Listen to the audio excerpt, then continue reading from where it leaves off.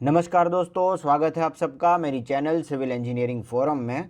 आज हम दो ऐसी top selling air conditioner companies compare करेंगे जिसे लोग आंख बंद करके भी खरीदना चाहते हैं।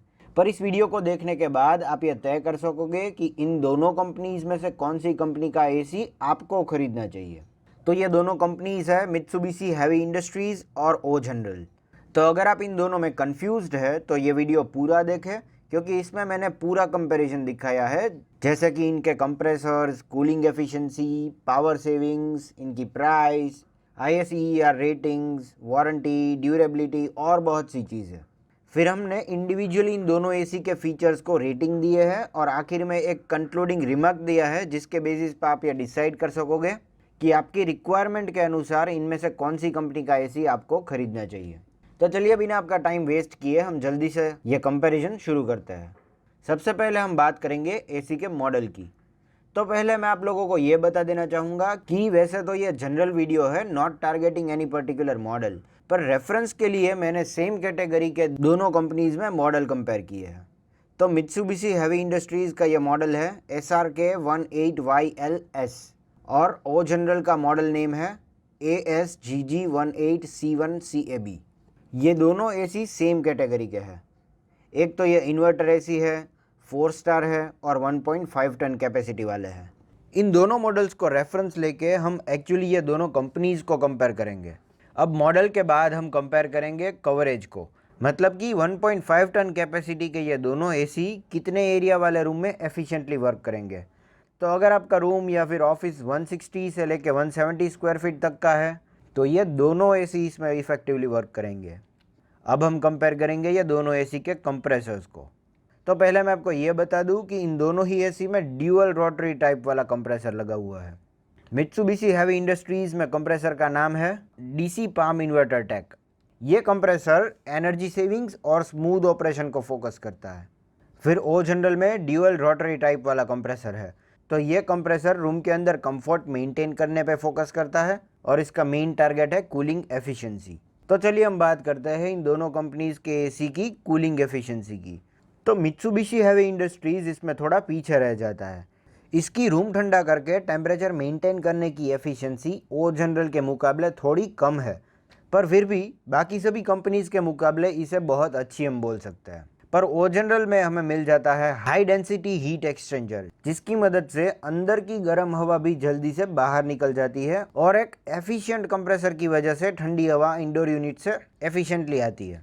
पर इसका मतलब ये बिल्कुल नहीं है कि इसके सिर्फ एक फीचर को कंपेयर करके आप अपना डिसीजन बना ले कि हमें ओ जनरल ही खरीदना है, क्योंकि इस तरह से मित्सुबिशी में भी आगे कुछ पॉजिटिव पॉइंट्स आपको देखने को मिलेंगे। तो चलिए हम बात करते हैं कंडेंसर एग्जॉस्ट फैन के टाइप की। तो मित्सुबिशी हैवी इंडस्ट्रीज़ में हमें नॉर्मल फ़ैन मिल जाता है जो गर्म हवा को बाहर धक्का मारता है, और ये हमें बाकी सभी रेगुलर एयर कंडीशनर में देखने को मिल जाता है। पर ओ जनरल में फिर से ये बढ़िया टेक्नोलॉजी हमें देखने को मिल जाती है। यहाँ पे टोमाहॉक टेक्नोलॉजी प्रोपेलर डिज़ाइन वाला एग्जॉस्ट फैन लगाया हुआ होता है कंडेंसर के एग्जॉस्ट फैन में, जिससे गर्म हवा बहुत प्रेशर से बाहर फेंकी जाती है और अंदर का टेम्परेचर, जैसे कि हमने बात की, कि इस वजह से जल्दी से मेंटेन हो जाता है। फिर अगर हम इन दोनों एसी के आउटडोर यूनिट की साइज़ को कंपेयर करें तो मित्सुबिशी हैवी इंडस्ट्रीज़ के सभी मॉडल में इसकी साइज़ थोड़ी बड़ी रहती है ओ जनरल के मुकाबले।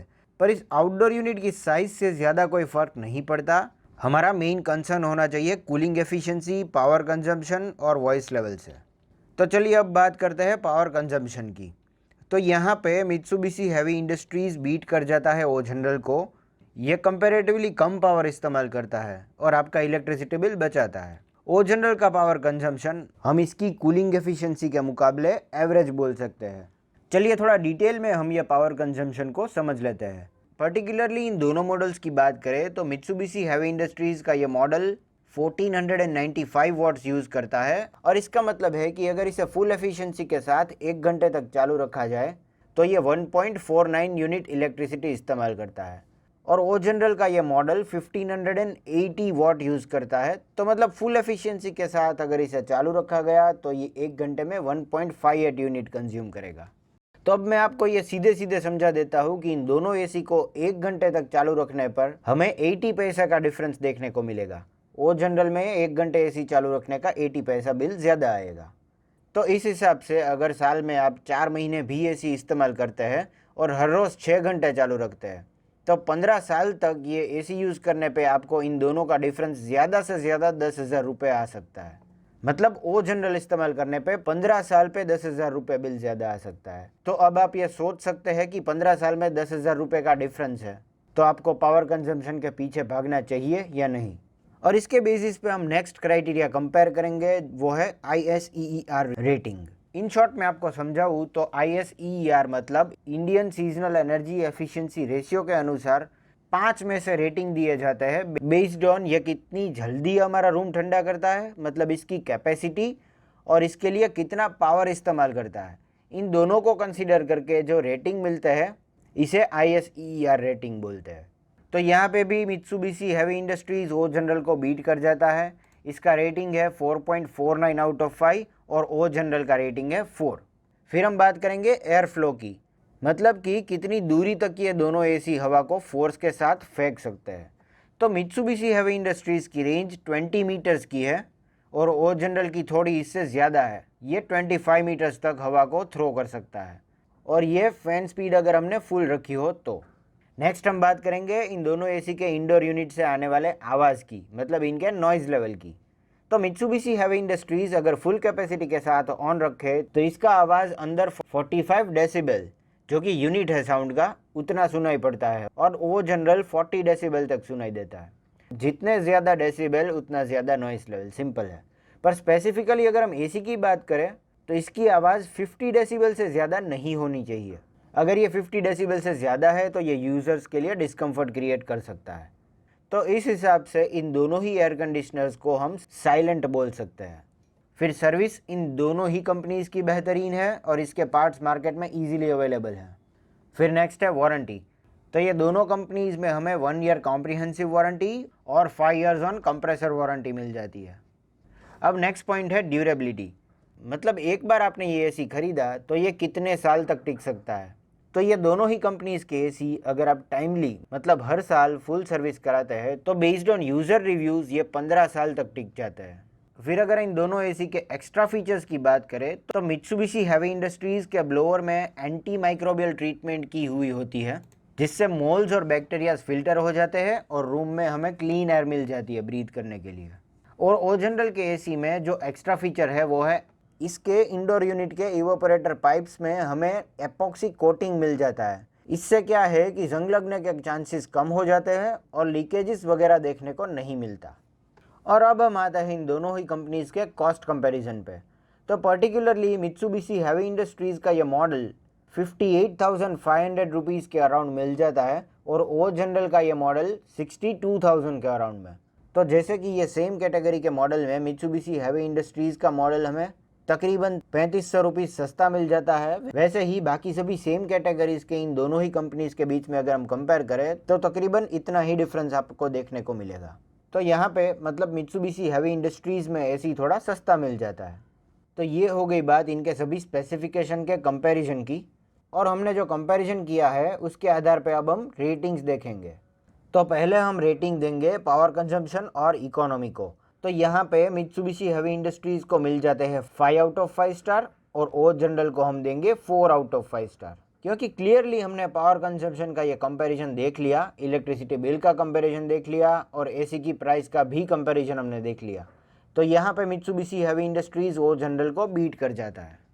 नेक्स्ट हम रेटिंग देंगे कूलिंग एफिशिएंसी को, मतलब रूम ठंडा करने की क्षमता को।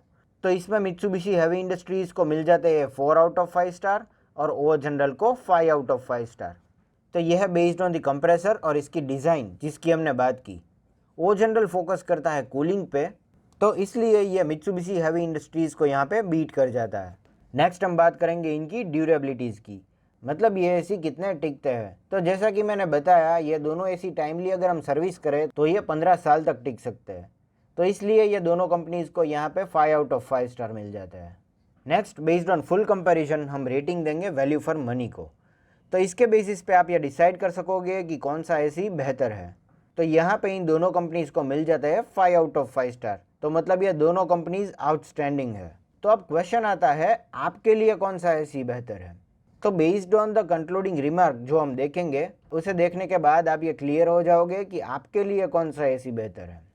तो मित्सुबिशी हेवी इंडस्ट्रीज़ का एसी आपको तब खरीदना है जब if you prefer to save power, if you want to use it commercially in shops और शोरूम्स और ऑफिसेस। मतलब जब आपकी फर्स्ट प्रायोरिटी पावर सेविंग्स है और अगर आप इसे कमर्शियली यूज़ करना चाहते हैं, मतलब शॉप्स, शोरूम्स, ऑफिसेज में, तब आपको मित्सुबिशी खरीदना चाहिए। और ओ जनरल का एसी आपको तब खरीदना है जब if you prefer highly efficient AC with instant and powerful cooling and if you want to use it at your home. मतलब जब आप कूलिंग एफिशिएंसी को फर्स्ट प्रायोरिटी देते हैं और अपने घर में ये एसी इंस्टॉल करना चाहते हैं, तब आपको ओ जनरल के एसी के साथ जाना चाहिए। तो दोस्तों, उम्मीद करता हूँ आपको मेरा ये वीडियो अच्छा लगा, और अगर ऐसा है तो इसे लाइक कर दीजिए और मेरी चैनल सिविल इंजीनियरिंग फोरम को सब्सक्राइब ज़रूर करें। This is all for today. Thank you for watching.